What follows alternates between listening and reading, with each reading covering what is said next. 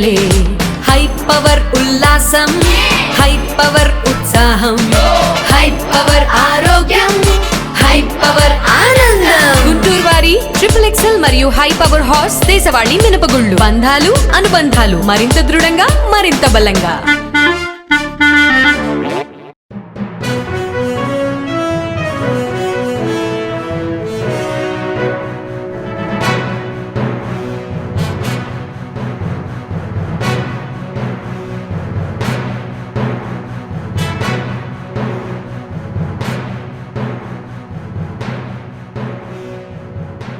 నమస్కారం, welcome to NXT G news. ఈనాటి వార్తలు. ప్రజా సంక్షేమం, రాష్ట్ర అభివృద్ధికి లక్ష్యంగా కూటమి ప్రభుత్వం జనరంజక పాలన సాగిస్తుందని రాష్ట్ర ముఖ్యమంత్రి చంద్రబాబు నాయుడు తెలిపారు. సంక్రాంతి పర్వదినం పురస్కరించుకొని సొంత గ్రామాలకు కుటుంబ సమేతంగా వెళ్లిన సీఎం చంద్రబాబు పలు అభివృద్ధి కార్యక్రమాల్లో పాల్గొన్నారు. తిరుపతి జిల్లా నారావారిపల్లిలో సోమవారం ఆయన పర్యటించి పలు అభివృద్ధి పనులకు శంకుస్థాపన చేశారు. 2 కోట్లతో రంగంపేట రహదారుల నిర్మాణానికి శంకుస్థాపన చేశారు. 1 కోటితో జెడ్పీ హైస్కూల్ అభివృద్ధికి భూమి పూజ చేశారు. నారావారిపల్లిలో 3 కోట్లతో విద్యుత్ ఉపకేంద్ర నిర్మాణానికి శంకుస్థాపన చేశారు. మహిళా సంఘాలకు చౌక నాణ్యమైన నిత్యావసర చేరవేత ఈజీ మార్ట్ సంస్థతో ఒప్పందం చేసుకున్నారు. దీని ద్వారా ఆన్లైన్ లో బుక్ చేసుకున్న మహిళా సంఘాలకు సరుకులు అందనున్నాయి. నారావారిపల్లిలో మహిళలకు చంద్రబాబు ఎలక్ట్రిక్ ఆటోలు పంపిణీ చేశారు. అంగన్వాడీ కేంద్రాలలో పిల్లల ఐక్యూ పెరుగుదలకు కేర్ అండ్ గ్రో సంస్థతో ఒప్పందం చేసుకుని 8 అంగన్వాడీ కేంద్రాలలో ప్రయోగాత్మకంగా దీన్ని అమలు చేస్తున్నారు. పండుగ సందడితో తెలుగు రాష్ట్రాల పల్లెలు శోభాయమానంగా మారాయని ఏపీ ఉప ముఖ్యమంత్రి పవన్ కళ్యాణ్ అన్నారు. సూర్య భగవానుడు మకర రాశిలోకి ప్రవేశించే ఈ పుణ్య సమయాన ధ్యాన రాశుల లోగిళ్ల మోసుకొచ్చిన సంక్రాంతి వేళ భారతీయులందరికీ సంక్రాంతి శుభాకాంక్షలు తెలిపారు. రంగవల్లులు, గొబ్బెమ్మలు, గంగిరెద్దులు, హరిదాసులు, భోగి మంటలు, పిండి వంటలు సమ్మేళనమే సరదాల సంక్రాంతి అని అన్నారు. అలాంటి సరదాల కోసం నగరాలన్నీ పల్లె వైపు పరుగు తీశాయని, ఇది ప్రజలకు పండుగపై ఉన్న మక్కువని ఆయన తెలియజేశారు. ఉపాధి కోసం పల్లెబిడ్డలు నగరాలకు వలసపోవడంతో గ్రామాల జనాభా లేక కొంతవరకు పలచబడ్డాయని, ఈ సంక్రాంతి పండుగ వేళ పల్లెల్లో పిల్లాపాపలతో కలకలలాడుతుంటే సంతోషంగా ఉందని వ్యాఖ్యానించారు. పల్లె సౌభాగ్యమే దేశ సౌభాగ్యమని అన్నారు. పల్లెలు సుభిక్షంగా శోభిల్లాలని, తెలుగు రాష్ట్రాల ప్రజలు సుఖ సంతోషాలతో విరాజిల్లాలని మనస్ఫూర్తిగా కోరుకుంటున్నానని ఆయన తెలిపారు.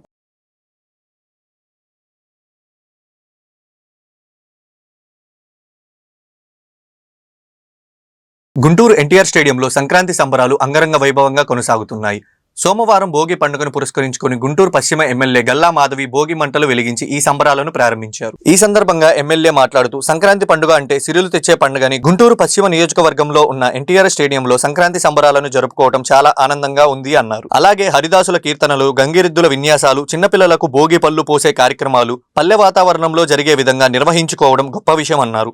పిండి వంటల స్టాల్స్, ఆటపాటలతో ఈ సంక్రాంతి సంబరాలు గుంటూరు పశ్చిమ నియోజకవర్గంలో చిరస్థాయిగా నిలిచిపోతాయని ఆమె వివరించారు. ఈ కార్యక్రమంలో గుంటూరు నగర కమిషనర్ పులి శ్రీనివాసులు, నగర డిప్యూటీ కమిషనర్లు, అధికారులు, సిబ్బంది పాల్గొన్నారు.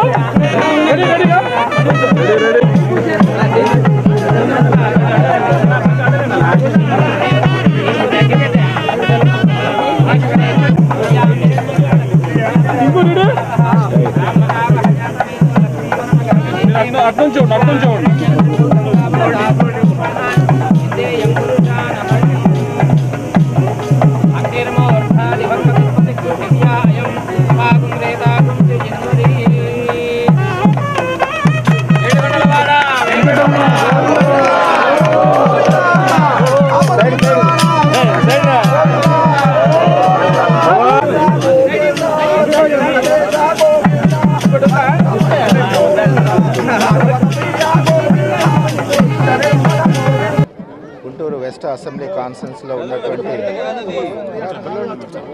ఎన్టీఆర్ స్టేడియంలో ఈ సంవత్సరం 2025 సంక్రాంతి సంబరాలు ఈరోజు చాలా మంచి వాతావరణంలో స్టార్ట్ చేసుకోవడం జరిగింది. భోగి, సంక్రాంతి, కనుమ ఈ 3 పండుగల సందర్భంగా మంచి కార్యక్రమాలు, అటు ట్రెడిషనల్గా వస్తున్నటువంటి అనేక కార్యక్రమాలు, ఇటు వెస్ట్రన్ యాంగిల్లో ఉన్నటువంటి కార్యక్రమాలు, ఇవన్నీ కూడా మిక్స్ చేసుకొని మంచిగా ప్రోగ్రామ్స్ డిజైన్ చేయడం జరిగింది. కాబట్టి ప్రజలందరూ, నగరంలో ఉన్న ప్రజలందరూ ఈ మంచి మంచి ప్రోగ్రామ్స్ మీరు వచ్చి చూసి ఆస్వాదించి ఆనందించాలని చెప్పి మనస్ఫూర్తిగా కోరుకుంటున్నాం. అదే మాదిరిగా భోగి, సంక్రాంతి, కనుమ శుభాకాంక్షలు మీ అందరికీ తెలియజేస్తూ. నమస్కారం అండి. ఈరోజు మన గుంటూరు పశ్చిమ నియోజకవర్గంలో ఉన్న ఎన్టీఆర్ స్టేడియంలో ఈ యొక్క సంక్రాంతి సంబరాలని జరుపుకోవడం స్టార్ట్ చేశాము. నిన్న ముగ్గుల పోటీలతో ఈరోజు భోగి పండుగతో మొదలు పెట్టుకొని రేపు సంక్రాంతి, మరుసటి రోజు కనుమతో పూర్తి చేసుకొని చాలా అద్భుతంగా అనేక రకాలైన కార్యక్రమాలతో, సాంప్రదాయ కార్యక్రమాలతో ఈ యొక్క పండుగని అందరం కలిసికట్టుగా నిర్వర్తించుకోవడం జరుగుతుంది. ఈరోజు భోగి సందర్భంగా ఉదయాన్నే భోగి మంటలు వేసుకొని, అదేవిధంగా గంగిరెద్దు విన్యాసాన్ని చూసుకొని, పిల్లలందరికీ కూడా భోగి పళ్ళు పోసుకొని ఎన్నో రకాలైన సాంప్రదాయ సెటప్లన్నీ కూడా, అంటే నులక మంచాలు, బండి చక్రాలు, బావులు, అదేవిధంగా పూరి గుడిసెలు, ఇలా ఎన్నో రకాలైన ఏర్పాట్లు చేశారు మన కమిషనర్ గారు. వాటన్నిటినీ సందర్శించుకొని మన సాంప్రదాయాన్ని ఒకసారి మళ్ళీ గుర్తు చేసుకొని, అదేవిధంగా అందరూ కూడా సాంప్రదాయ దుస్తులతో ఈరోజు ఇక్కడికి వచ్చి ఈ యొక్క సంక్రాంతిని ఎంతో అద్భుతంగా అంగరంగ వైభవంగా మొదలు పెట్టుకున్నాము. రేపు ఎల్లుండి కూడా ఇంకా చక్కగా కార్యక్రమాలు జరుపుకొని ఆటపాటలతో అనేక రకాలైన కార్యక్రమాలతో ఇదెంతో ఉల్లాసంగా ఈ సంక్రాంతిని సెలబ్రేట్ చేసుకుందాము. అదేవిధంగా మరికొంతసేపట్లో స్టాల్స్ ఓపెన్ చేసుకోవడం జరుగుతుంది. అంటే అనేక రకమైన సాంప్రదాయ వంటకాలతో ఈరోజు ఈ యొక్క స్టాల్స్ కూడా ఏర్పాటు చేసుకోవడం జరుగుతుంది. సాయంత్రానికి ఇంకా వైభోగంగా ఈ యొక్క ప్రాంగణం అంతా తయారవబోతూ ఉంది. కాబట్టి అందరూ కూడా విచ్చేసి ఈ యొక్క సంక్రాంతిని అద్భుతంగా సెలబ్రేట్ చేసుకోవాలి. మన గుంటూరు పశ్చిమ నియోజకవర్గంలో సంక్రాంతి వేడుకలు అని అంటే చిరస్థాయిగా నిలబడిపోయేంత విధంగా అందరం కలిసికట్టుగా ఆనందమయంగా సెలబ్రేట్ చేసుకోవాలని చెప్పి కోరుకుంటూ మరొకసారి ప్రతి ఒక్కరికి భోగి, సంక్రాంతి, కనుమ శుభాకాంక్షలు. భోగి పర్వదినం పురస్కరించుకుని గుంటూరు ఆరగ్రహారం శ్రీ వెంకటేశ్వర స్వామి దేవస్థానంలో శ్రీ గోదాదేవి రంగనాథ స్వామి వారి కళ్యాణోత్సవం అంగరంగ వైభవంగా జరిగింది. సోమవారం జరిగిన ఈ కళ్యాణోత్సవంలో భక్తులు పెద్ద సంఖ్యలో పాల్గొన్నారు. ఆలయ వేద పండితులు స్వామివారిని కళ్యాణోత్సవాన్ని శాస్త్రోక్తంగా నిర్వహించారు. పవిత్రమైన ధనుర్మాస ఉత్సవాలు గోదాదేవి కళ్యాణంతో ముగుస్తాయని ఈ మేర వేద పండితులు సతీష్ ఆచార్యులు మీడియాతో మాట్లాడుతూ స్వామివారి కళ్యాణోత్సవం గురించి వివరించారు.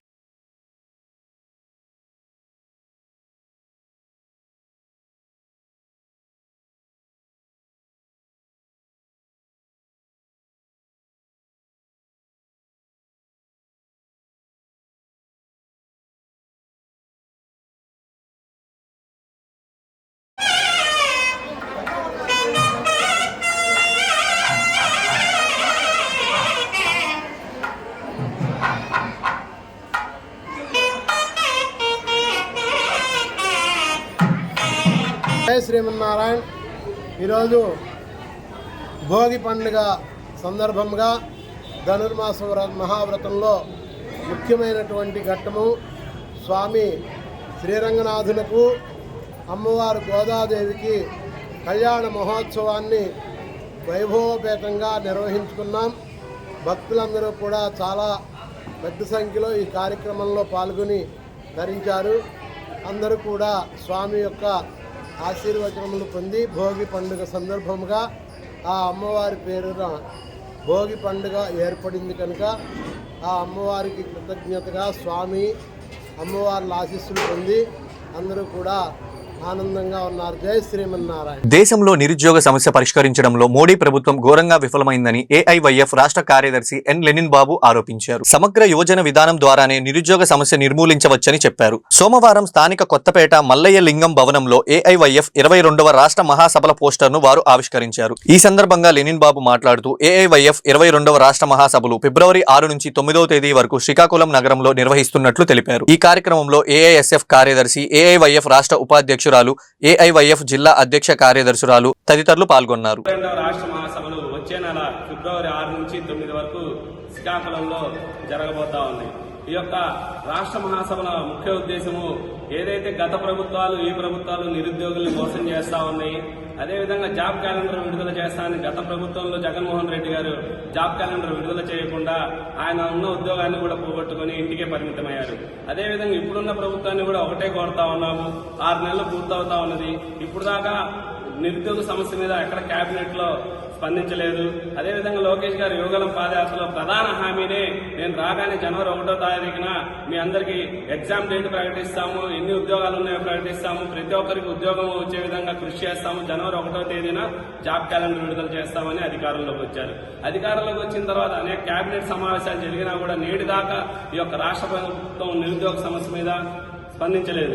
అదేవిధంగా మేము కోరుతా ఉన్నాము, విశాఖలో ఉన్న ఉక్కు ఫ్యాక్టరీని ప్రైవేటీకరణ చేస్తా, అదే ఉక్కు ఫ్యాక్టరీ ఉన్న విశాఖ నగరంలో నరేంద్ర మోడీ గారు, చంద్రబాబు నాయుడు గారు, పవన్ కళ్యాణ్ గారు త్రిమూర్తులు ఆ యొక్క విశాఖ నగరంలో పర్యటిస్తూ నరేంద్ర మోడీ గారిని గత ప్రభుత్వంలో ఉన్నప్పుడు చంద్రబాబు గారు కానివ్వండి, పవన్ కళ్యాణ్ గారు కానివ్వండి, ఏదైనా సరే విశాఖ ఉక్కును ఆపే శక్తి తమకే ఉందని ప్రకటించుకున్న చంద్రబాబు నాయుడు గారు, పవన్ కళ్యాణ్ గారు ఇప్పుడు మీ పెదాలు ఎందుకు పలకడం లేదో అర్థం కావటం లేదు. లక్షలాది మంది కార్మికులు, వేలాది కోట్ల రూపాయల ఆస్తులను విశాఖ ఉక్కును అమ్మేస్తా ఉంటే మీరు నోరు మెదవకుండా అదే విశాఖ నగరంలో నరేంద్ర మోడీని వెంటబెట్టుకుని మీ పర్యటన చేశారంటే నిస్సిగ్గుతనం మీకు బయటపడతా ఉన్నది. ఖచ్చితంగా విశాఖ ఉక్కు ప్రైవేటీకరణ ఆపాల్సిన బాధ్యత ఏదైనా చంద్రబాబు, పవన్ కళ్యాణ్ మీద ఉంది.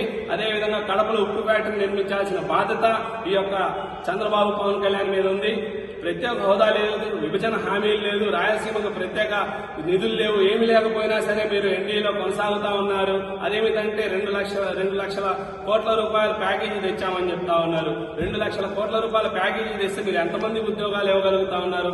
ఉన్న వాళ్ళకి 2,60,000 మందిని కూడా ఉద్యోగాలు లేని దాకా మీరు వాళ్ళని మేము తీసుకోవడం లేదని కూడా బహిరంగంగా చెప్తా ఉన్నారు. కాబట్టి ఈ యొక్క రాష్ట్ర మహాసభల్లో మేము ఏదైతే విద్యార్థుల్ని, యువతుల్ని చైతన్యపరిచే విధంగా ఈ యొక్క రాష్ట్ర మహాసభల్లో తీర్మానాలు ఉండబోతా ఉన్నాయి. ప్రభుత్వం మీద పోరాటానికి కూడా ఈ సందర్భంగా మేము ఈ యొక్క రాష్ట్ర మహాసభల్ని విద్యార్థి మధ్య ఏఐవైఎఫ్ 22వ రాష్ట్ర మహాసభలు ఫిబ్రవరి 6 నుంచి 9వ తేదీ వరకు శ్రీకాకుళం నిర్వహిస్తా ఉన్నాం. 6వ తారీఖున వేలాది మంది నిరుద్యోగులతో ప్రదర్శన, బహిరంగ సభ. అదేవిధంగా 7, 8, 9 తేదీల్లో 26 జిల్లాల నుంచి ప్రతినిధులతో 1000 మంది ప్రతినిధులతో ఈ ప్రతినిధి మహాసభ నిర్వహిస్తాం. ముఖ్యంగా ఈ మహాసభలో దేశవ్యాప్తంగా నిరుద్యోగుల ఎదుర్కొన్న సమస్యలపైన చర్చించడంతో పాటు నిరుద్యోగ సమస్య పరిష్కారం కోసం సమగ్ర విభజన విధానాన్ని తీసుకొని రావాలని డిమాండ్ చేస్తాం.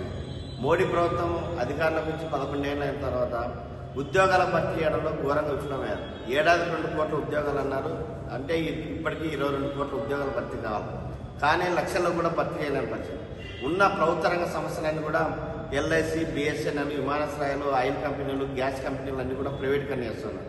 అంటే ఉద్యోగాలు కల్పించే సమస్యలన్నీ మూసివేయడం ద్వారా, ప్రైవేటీకరణ ద్వారా నిరుద్యోగ సమస్య ఏ విధంగా పరిష్కరిస్తారని మేము కేంద్ర ప్రభుత్వం ప్రశ్నిస్తా ఉన్నాం. అందుకోసమే ప్రభుత్వ రంగ సమస్యలు పరిరక్షించాలి. అదేవిధంగా ప్రభుత్వ శాఖలో ఉన్న ఖాళీగా ఉన్న ఉద్యోగాలు భర్తీ చేయాలని కోరుతా ఉన్నాం. ఈరోజు దేశం కూడా అభివృద్ధి చెందుతుందని చెప్తా ఉన్నారు. దేశ అభివృద్ధిలో యువతకు అవకాశం కల్పించకపోతే ఏ విధంగా అభివృద్ధి చెందుతుందో మేము ప్రశ్నిస్తా ఉన్నాం. అందుకోసం ఈ రాష్ట్రంలో కూడా ఎన్డీఏ గవర్నమెంట్ అధికారంలో ఉంది కాబట్టి ఉద్యోగాల భర్తీ చేయడంలో వీళ్ళు కూడా నిర్లక్ష్యం చేస్తున్న నేపథ్యం. ఏడాదికి ఇక్కడ 20 లక్షలు, 30 లక్షల ఉద్యోగాలు సృష్టిస్తామని చెప్తా ఉన్నారు. కానీ ఏ విధంగా భర్తీ చేస్తారో చెప్పలేని పరిస్థితి. మెగా డిఎస్సీ అనే ఒక సంతకం చేశారు, కానీ ఇంతవరకు దాన్ని నోటిఫికేషన్, దాన్ని అమల్లో పూర్తిగా వైఫల్యం చేస్తూ ఉంది.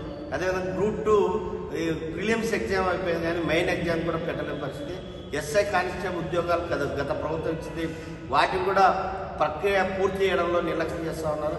అందుకోసమే ప్రభుత్వ శాఖలో ఉన్న ఉద్యోగాలు భర్తీ చేయడంతో పాటు ఈ రాష్ట్ర అభివృద్ధికి, యువతకు ఉపాధి కల్పించే విధంగా చర్యలు తీసుకొని కోరుతా ఉన్నాం.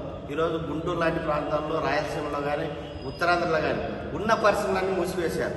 గుంటూరులో జూట్ మిల్లు కానీ, రాయలసీమలో పేపర్ మిల్లులు, అదేవిధంగా చక్కెర ఫ్యాక్టరీలు అన్నీ మూసివేయడం ద్వారా ఉన్న పరిశ్రమలు మూతపడడంతో నిరుద్యోగం పెరిగిపోతున్న నేపథ్యం. అందుకోసమే కొత్తగా నూతన పరిశ్రమలు ఏర్పాటు చేసి స్థానికంగా ఉన్నటువంటి యువతకు ఉపాధి కల్పించాల్సిందిగా డిమాండ్ చేస్తాను. ఈరోజు రాష్ట్ర రాజధాని అమరావతిని ఫ్రీ జోన్ చేయాలని కోరుతాను. ఎందుకంటే గతంలో హైదరాబాద్ ఫ్రీ జోన్ ఉండడం ద్వారా అన్ని రకాల ఉద్యోగాలు అప్పుడు ఉన్నటువంటి 23 జిల్లాల వాళ్ళకు వచ్చాయి. ఇప్పుడు అమరావతి ఫ్రీ జోన్ చేయడం ద్వారా 26 జిల్లాల నుండి నిరుద్యోగులకు అక్కడ భర్తీ చేసే ఉద్యోగాల అవకాశాలు ఉంటాయి. కాబట్టి అమరావతి ఫ్రీ జోన్ చేయాలి. ప్రైవేట్ రంగంలో కూడా రిజర్వేషన్ కాలం కోరుతాం. ప్రభుత్వ రంగం రోజు రోజు నిర్వీర్యమవుతుంది. ప్రైవేటీకరణ పెరుగుతున్న నేపథ్యంలో రిజర్వేషన్ కల్పించడం ద్వారా పేద, బలహీన వర్గాల నిరుద్యోగులకు అవకాశాన్ని కోరుతాం. ఈ అంశాలపైన చర్చించడం పాటు భవిష్యత్ ఉద్యమ కార్యక్రమం సత్తెనపల్లి రూరల్ మండలం దీపాలదిన్నెపాలెంలో నూతనంగా ఏర్పాటు చేసిన ఉమ్మడి ఆంధ్రప్రదేశ్ మాజీ ముఖ్యమంత్రి డాక్టర్ నందమూరి తారక రామారావు విగ్రహాన్ని నర్సరావుపేట ఎంపీ లావు శ్రీకృష్ణదేవరాయలు స్థానిక ఎమ్మెల్యే కన్నా లక్ష్మీనారాయణ సోమవారం ఆవిష్కరించారు. ఈ సందర్భంగా వారు మాట్లాడుతూ ఎన్టీఆర్ జీవితాన్ని మరియు తెలుగుదేశం పార్టీ ఆవిర్భానికి గల కారణాలు మరియు ఎన్టీఆర్ లక్ష్యాలను ఈ సందర్భంగా వారు వివరించారు. అప్పటిదాకా ఏ రాష్ట్రం లేదు, ఇక్కడ చేశారు, ఆంధ్ర రాష్ట్రం చేశారు, ఇప్పుడు దేశం మొత్తం కూడా చేస్తూ ఉన్నారు. ఇటువంటివన్నీ కూడా దగ్గరికి వెళ్ళి సమాజాన్ని దగ్గరగా చూసినప్పుడు చాలా ఏదో మిగతా పెట్టుకోకుండా చాలా క్లియర్గా చాలా వాళ్ళందరికీ కూడా సామాన్యమైన ప్రజలకి దగ్గరయ్యి ఆలోచించినప్పుడు వాళ్ళు చెప్పింది మనం విన్నప్పుడే అటువంటి ఐడియాస్ అన్నీ వస్తాయి. అటువంటి విధంగానే ఆయన ముందుకు వెళ్ళారు రాజకీయంగా కూడా. అయితే ఈరోజు విగ్రహం అందరూ ఓపెన్ చేశారు, బాగానే ఉంది. ఈరోజు గ్రామంలో మంచిది.